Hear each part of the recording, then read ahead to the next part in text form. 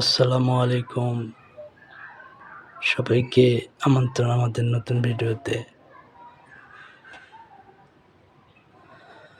আমরা সবাই প্রত্যেকটা কাজ যখন শুরু করব, তখন আমরা জানি সবাই যে বিসমিল্লাহ বলে আমরা কাজ শুরু করব।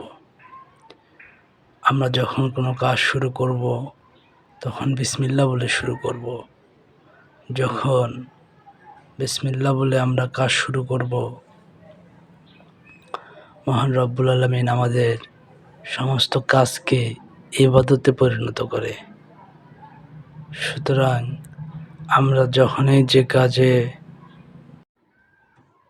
যখন খেতে বসব, অবশ্যই বিসমিল্লাহ বলে খাওয়া শুরু করব এবং বিসমিল্লাহ অনেক উচ্চ স্বরে বলবো।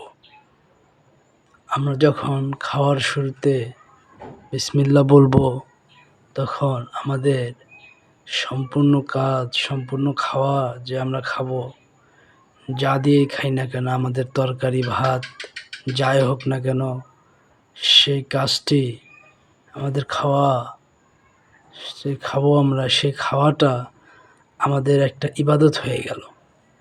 বিষয়টা আমরা সবাই জানি যে একটা বিসমিল্লাহ বলার কারণে একটা কাজ আমরা করছি, দৈনন্দিন যে কাজগুলো আমরা করছি, সেই কাজগুলো যদি ইবাদত হয়, আমরা যে খাই, গোসল করি, ঘুরে বেড়াই, যেটাই করি, সেটাই যখন ইবাদত হয়ে যাবে, তখন আমাদের চিন্তার আর কোনো অবকাশ থাকে না।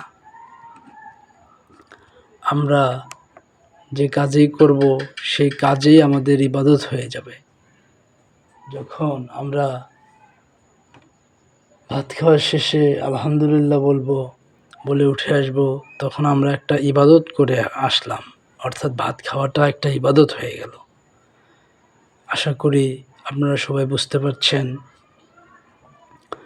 যে বিসমিল্লাহ বলে কোনো কাজ করলে সেটা একটা ইবাদত হয়ে যায়।